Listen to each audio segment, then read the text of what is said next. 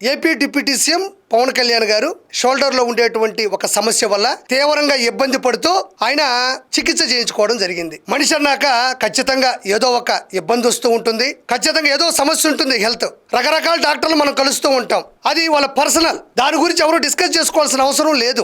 అధికారంలో ఉన్న పార్టీలో ఆయన డిప్యూటీ సీఎం గా ఉన్నప్పుడు అవినీతి చేశాడా, అక్రమాలు చేశాడా, ఎవరినైనా మోసం చేశాడా, ఎవరన్నా డబ్బు పట్టుకెళ్ళిపోయాడా అన్నది అడగడంలో తప్పు లేదు. అంతేగాని వాళ్లకు ఉన్నటువంటి ఇబ్బందులు ఏవైతే ఉంటాయో వాటిని సరి చేసుకోవడానికి హాస్పిటల్కి వెళ్తేనో అక్కడ సర్జరీ చేయించుకుంటేనో మనకెందుకు ఉలుకు? ఎంత దుర్మార్గం ఇది! నేను ఎందుకు మాట్లాడుతున్నానంటే, అంబటి రాంబాబు అడ్డగోలుగా మాట్లాడే అంబటి రాంబాబు, గంట అరగంట సంజు సుక్కు అంబటి రాంబాబు దీని మీద కూడా మాట్లాడుతున్నాడు. ఆరోగ్యం ఇబ్బంది పడుతుంటే హాస్పిటల్కి వెళ్తే అక్కడికి వెళ్ళినటువంటి పవన్ కళ్యాణ్ గారి గురించి కూడా ఎంత దుర్మార్గంగా మాట్లాడుతున్నాడో ఒకసారి వినండి.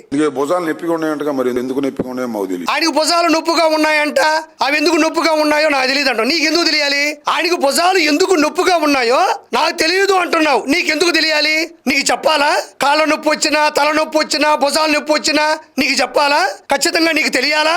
మరి నీకు పైన తలకాయి, కింద జుట్టు మొత్తం తెల్లగా నెరిసిపోయి ఉంటుంది కదా, నాకు తెలియాలా? నాకు అవసరం లేదుగా. నీ జుట్టు కింద గడ్డము తెల్లబడిపోయి ఉంటే బయట రాష్ట్రాలలో, బయట దేశాలలో చూస్తే నువ్వు అపర మేధావు అనుకుంటారు. కౌన్ బనేగా కరోడు పొత్తులో ఖచ్చితంగా ఒక 100 సార్లు గెలుచుంటాడు, అతనే పోటీ, అతనికి లేదు సాటి అన్నట్టు ఉంటావు నువ్వు.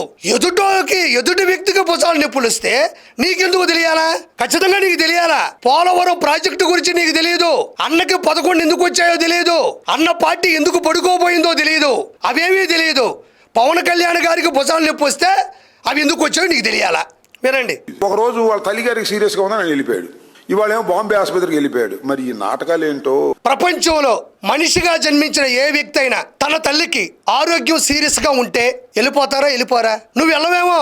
నీకెందుకంటే డబ్బు పిచ్చి, జగనన్నకి భజన పిచ్చి, పదవులు పిచ్చి, నీకు ఇంకా ఏమేం పిచ్చులున్నాయో నేను ప్రత్యేకంగా చెప్పనక్కర్లేదు. ఆస్తుల విషయంలో సొంత తల్లి మీద కేసు పెట్టి కోర్టు మెట్లు చుట్టూ తిప్పుతున్నటువంటి జగన్మోహన్ రెడ్డి పార్టీలో ఉన్న నీకు తల్లి విలువ, తల్లి ఆరోగ్యం విలువ, తల్లి ప్రేమ విలువ ఏం తెలుస్తుంది? సొంత తల్లే ఎన్ని ప్రెస్ నోట్లు వదిలింది, నా కొడుకు నా కూతురికి అన్యాయం చేస్తున్నాడు అని వదలలేదా?